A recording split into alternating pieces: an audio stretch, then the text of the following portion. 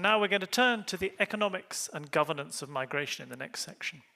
First, we're going to think about the economics of migration with Professor Christian Dustmann from University College London, who was also the founding director of the Centre for Research and Analysis on Migration. Now, he's going to give a talk, and then he's going to be in conversation with three students. They are Rahul Aggarwal from Chalmers University, Albert Wallgren from Gothenburg University, and Tamila Shvyryda from the International Youth Think Tank. So first, Christian's going to give his talk, and then he's going to get into conversation with the three students. Please welcome them.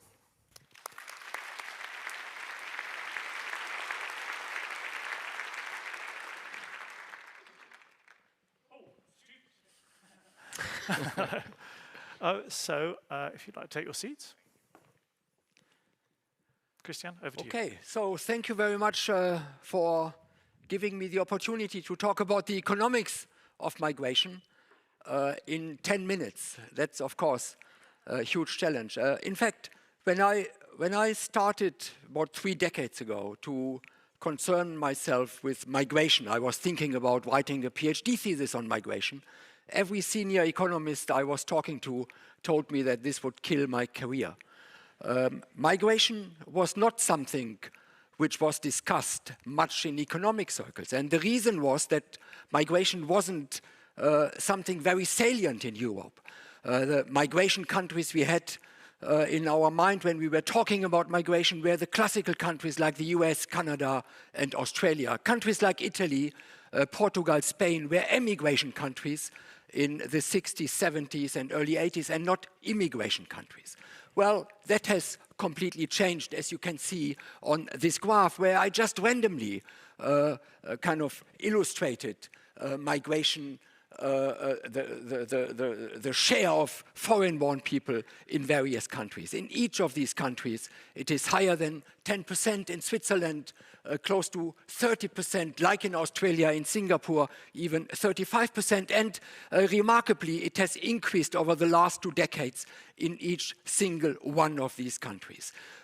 Therefore, economists have now changed their mind, and there is a huge migration agenda in economics. Now, to explain that very briefly, what we are doing as economists on migration, I think it is useful to categorize that into 3 categories. So one category is actually looking at the migrant him or herself, trying to understand what is creating a migration decision, why people migrate, whether they re-migrate after some time, how they invest in their skills in the country of destination, whether they send home remittances, etc. So concerned with the migrant, him or herself. The second large block of research is concerned with those who don't migrate, but who are affected by migration.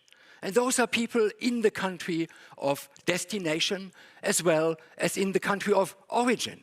The families who are left behind, the countries, industries who may actually benefit from remittances or from the skills returning migrants bring into those countries. And of course the countries of destination where there is a lot of concern about what migration is doing to wages, what it is doing to employment, what it's doing to innovation, and many other aspects. And the third one is the interplay between immigrants and natives, the political economy of migration, how migration affects, for instance, voting behavior, etc.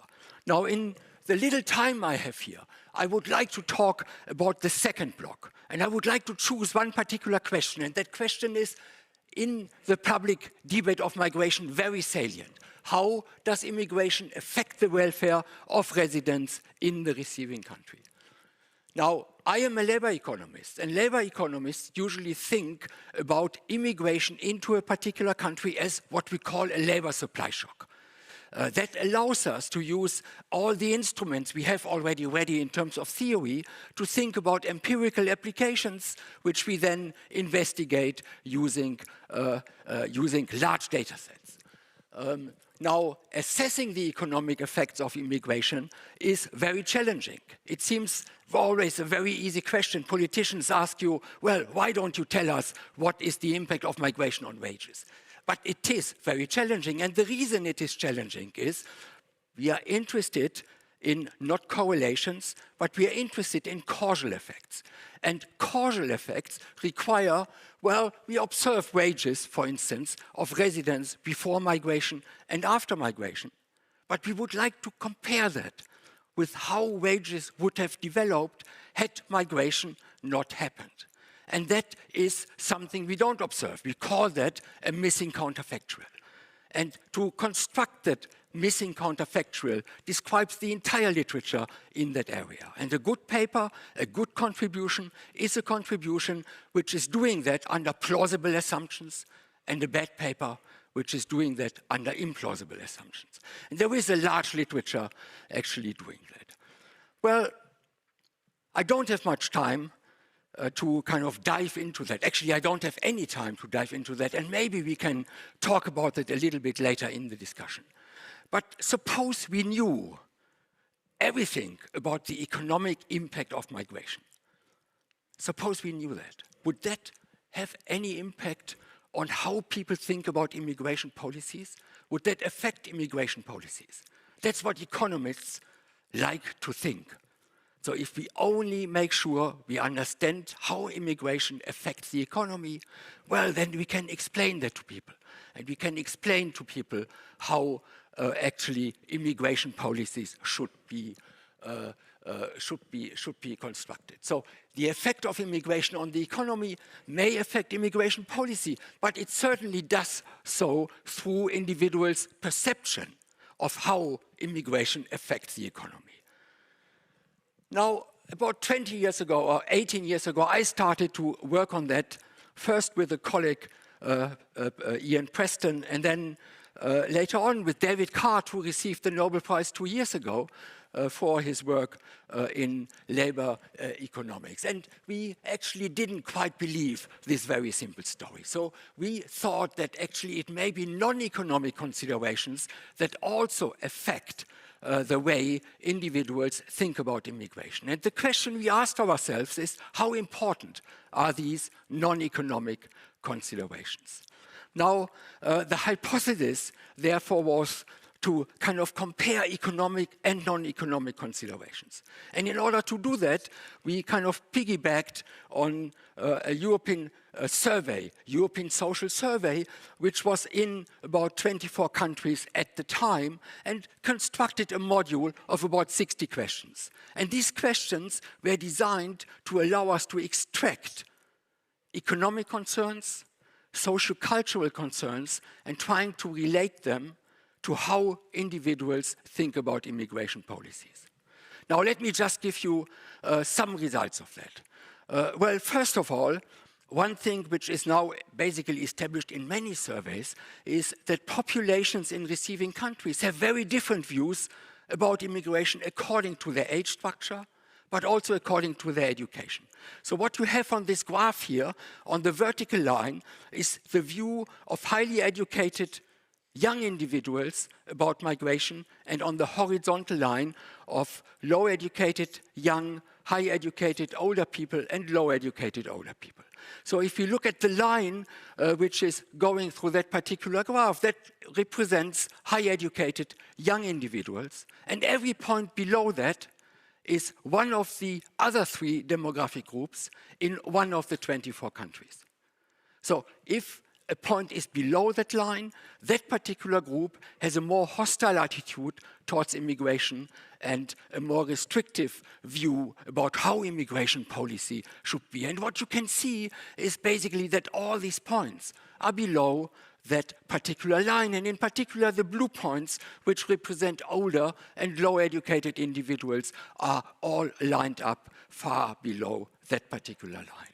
I come back to that in a second. That, of course, is compatible with the view that it is low-educated individuals who are more in competition with immigrants, who have at the same time very critical views about, or very restrictive views about how immigration policies should be generated. Now, when we then did this study and isolated with statistical methods these two factors, socio-cultural concerns and economic concerns, and related them to how individuals think about immigration policy. Should immigration policies be more restrictive or less restrictive? I just summarize that for you in this particular graph here. The red bar is socio-cultural concerns and the blue bar is economic concerns. And what you can see is that socio-cultural concerns are far more important in shaping attitudes of individuals to immigration policies than economic concerns. And that, of course, is important to understand in a climate where, well, populist parties today thrive on actually only one particular issue, and that is immigration. Now, coming back to the different groups in our sample, low-educated and high-educated individuals, what you can see in this graph is that high-educated individuals are about 13 percentage points more friendly towards how restrictive immigration policy should be compared to low-educated individuals. But this is not due to the economic factor. This is mainly due to the social-cultural factor. Now, what we concluded from that work is that, yes, economic concerns and the perception of economic concerns are important. Therefore, the way we think about, bringing the knowledge we kind of extracted from all the studies we have done to the population is important, but non-economic considerations affect individuals' attitudes towards immigration policy in a much more important way. Okay, so we are now basically having the rest of this session as a question and answer session, and Albert, Tamila, and Rahul will ask questions and maybe discuss among themselves what they think about immigration. Albert is an economics student, Tamila, political science student, and Rahul, an environmental economics, environmental studies student. Okay, please, Albert, maybe we start with you. Yes, of course. I was wondering a bit about you saying that it could be more due to cultural differences or aspects rather than economics. And I was wondering if that could be linked in the way we communicate the current economic research about the effectiveness of immigration in the long run. Could we sort of reassess how we sort of reach out to people, to the public and the politicians, so that they actually know about the sort of effectiveness of migration? Maybe that's an impossible question to answer, perhaps? Well, no question is impossible to answer. The question is whether the answer is satisfactory. So clearly there is, in my view, a lot of misinformation also about the economic effects of immigration. And there is a lot of mix-up between different groups of immigrants. So immigration is a highly heterogeneous phenomenon in terms of education level, in terms of where immigrants are coming from, how easily they are integrated into society, etc., etc. So to give a really comprehensive picture of that is very difficult. But then I think what makes immigration very problematic from a political viewpoint is that it creates some instinctive fears, some concerns, like, for instance, those fears which are relentlessly exploited by particular political movements. And that, for instance, is the security of borders. is something which all populist parties kind of push.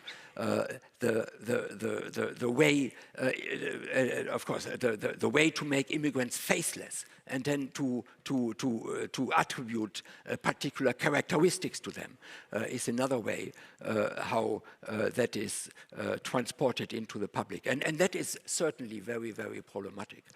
So it's not just, and I think that's why I chose this particular paper here, the non-economic, the social-cultural concerns are very important when it comes to form attitudes towards immigration policy. And these social-cultural concerns are very difficult to capture. They are sometimes not rational. They can be exploited. They can be mended into particular directions. Tamila. Thank you. Thank you, first of all, for such an informative presentation. And it actually made me think about highly skilled workers and the discrimination happening in the field, especially among the migrants. And it also made me think about a friend of mine, a Ukrainian friend of mine, who has just recently moved to London, where you teach.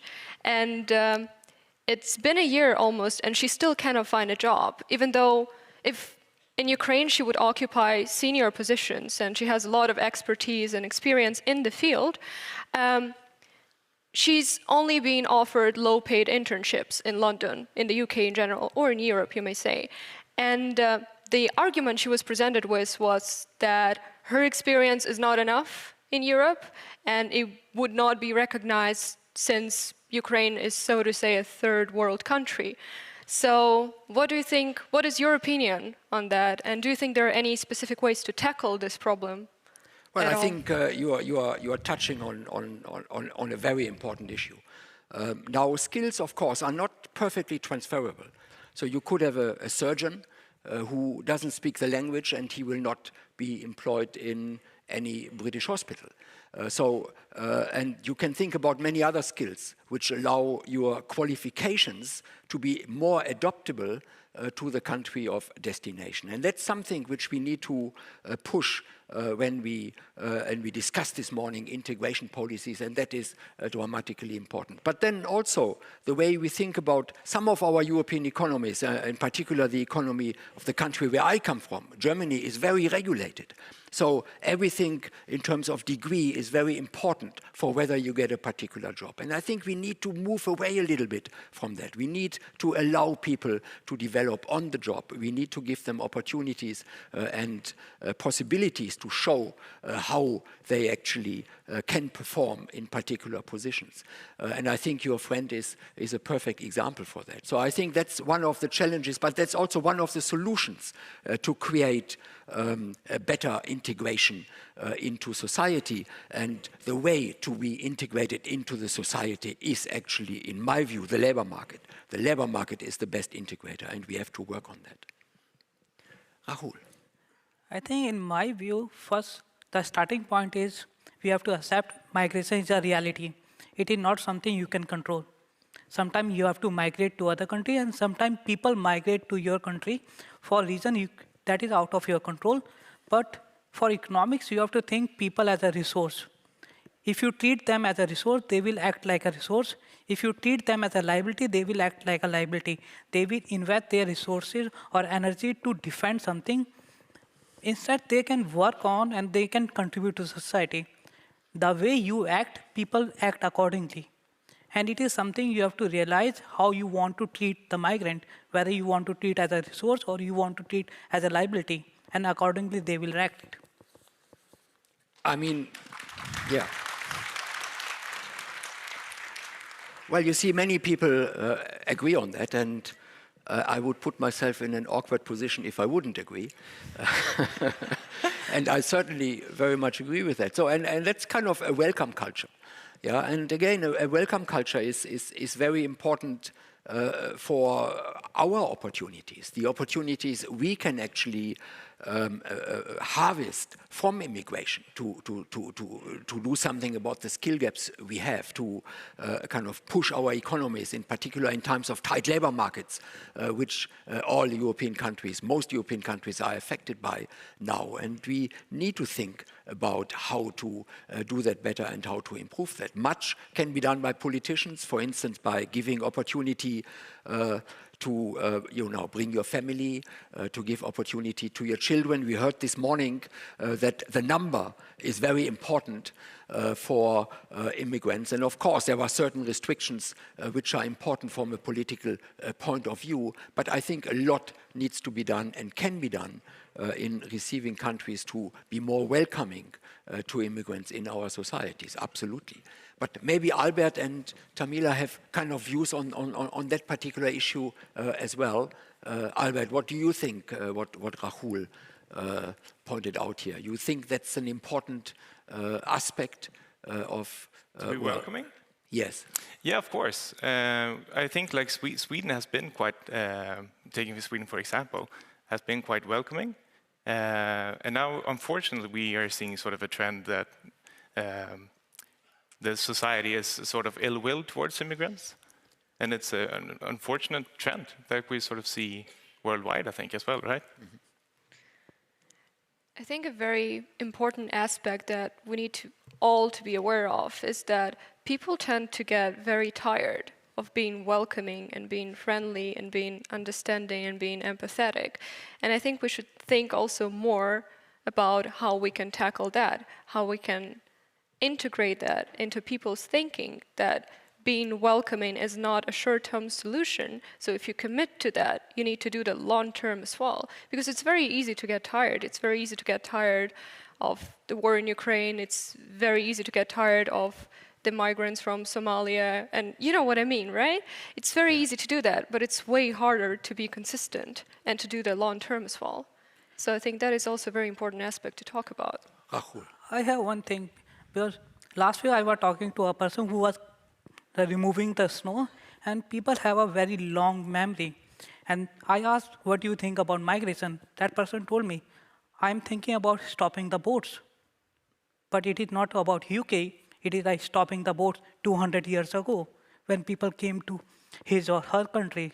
So always remember, people have a very long history, and if they are migrating now, sometimes you may need to migrate to their country, and they remember. So it is like you don't want to create a historical baggage which you cannot defend in future. Yeah, I think that's a very good point, and I think Tamila's point and Albert's point are very important. So one thing I kind of learned in all these years I have been working on this subject is that it is sometimes very easy to wave away concerns of large parts of the population about migration and to kind of stamp people who have these concerns as well, something negative. I think that's the wrong way to do it, because these people in the end vote. And I think it is just very important to take all those concerns on board and to deal with those concerns and to convince people that maybe certain types of migration are important and that maybe these people who come to us as refugees are coming from very difficult circumstances and deserve our sympathy and our support. So I think the political challenge is always this very fine line between, the economic necessities which require immigration on the one hand, but on the other hand, the concern of large parts of the population, the fears of large parts of the population that too much migration is maybe taking something away from them. And politicians need to walk that path in a very careful way, but I think both sides have to be taken equally serious and equally to be considered, and then we come hopefully up with a package which doesn't create radicalization in our political spectrum, and at the same time is also very welcoming towards immigrants into our societies. I think we are running out of time, so thanks a lot to all of you for asking questions and thinking about migration issues.